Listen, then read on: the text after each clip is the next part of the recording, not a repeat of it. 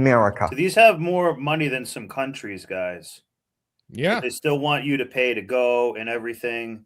And they will not put that money back into the economy to stimulate it, to get that. So they're basically a blood clot, pooled up blood that they're not putting back into the body, the economy body, if you will. They're freaking parasites. Yeah. Okay.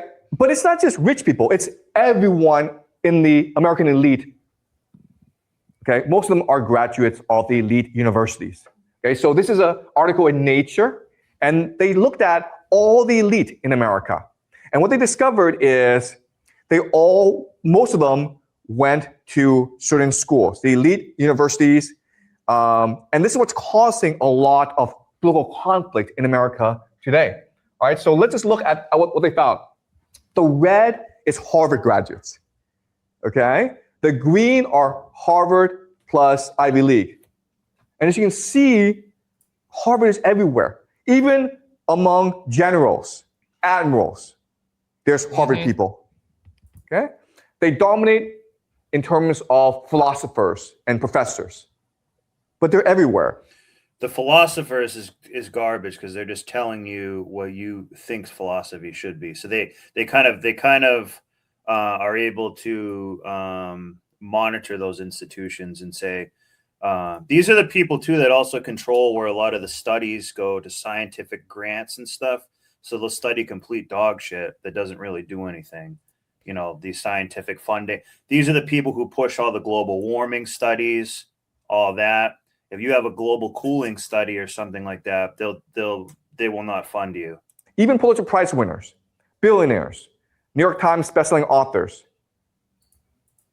Fortune 500 CEOs, federal judges, senators, okay? They're everywhere. And that's the power of Harvard. Federal judges, like I said, big time from Yale. Oh, yeah. This is a portion of Harvard graduates compared with the general population. This is the portion of Harvard graduates compared with the elite. Okay? You see the contrast. So Harvard and Ivy League dominate America today. Okay? Now, what's amazing is Harvard people don't know they dominate Harvard. They don't know they're elite. So they did a survey, and so they asked people in these elite organizations, how many people do you think in this organization went to Harvard and other elite universities? So the red is the actual number, the blue is the estimate. So Harvard, Ivy League, don't even know they dominate America.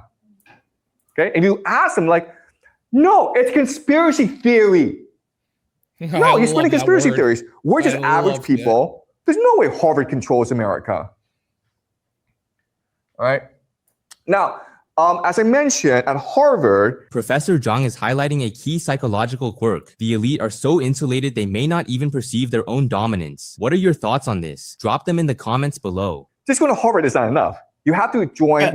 Why do they call it the Porcelain Club? Because they're all pieces of shit. Oh! That's a good one, dude. That's it's a toilet. The elite social clubs, the secret societies. So at Harvard, there's a place called, at Harvard, everyone wants to join the Porcelain Club, okay?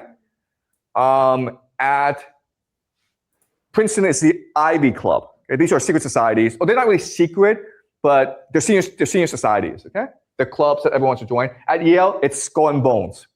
Okay? Skull and Bones That's in Connecticut. is the most famous college secret society. They're not that secret because they like to brag that they're Skull and Bones. They're so powerful that they produce a lot of presidents, a lot of rich people, okay? 2004, okay? Yeah, this is what I was talking about. George W. Bush versus John Kerry. Guess what, guys? John Kerry's the Democratic nominee. George Bush is Republican nominee, right? They're both Skull and Bones. They're both Yale Skull and Bones. Okay? So it's a rigged game. Barack Obama, okay? Barack Obama, Columbia, went to Harvard Law School, but he promised hope and change.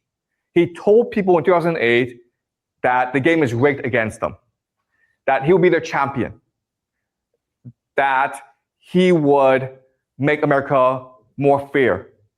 Okay? And he won. Why? Because